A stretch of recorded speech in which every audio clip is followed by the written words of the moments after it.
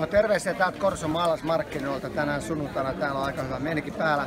Tällä hetkellä meillä on aika paljon haasteita, nimittäin kuntavaalit on ensi vuoden huhtikuussa ja nyt edetään ehdokkaita. Jokainen puolue voi laittaa 100 ehdokasta listoille, ketkä haluaa lähteä muuttaa Vantaalla niitä tärkeäksi katsomiaan asioita, niin lähden rohkeasti mukaan.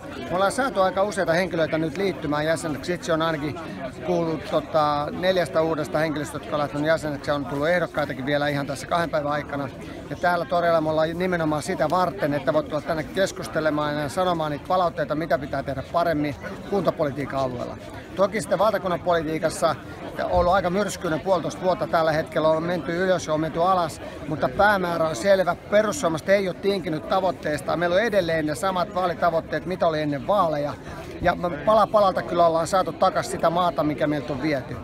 Että kannattaa tulla kuuntelemaan tänne paikan päälle, mikä se totuus niissä asioissa, joissa kaikki yleensä nämä uutiset, mitä tehdään, niin ne on hyvin negatiivisia ollut monesti meidän näkökannalta. Mutta jos et tiedä totuutta, niin näytän sulle yhden lehden, tämä perussuomalaisten lehti. Täällä on se toinen puoli asiasta. Tämä kannattaa käydä hakemassa. Tämä on maksuton lehti, joka ilmestyy 3 viikon välein.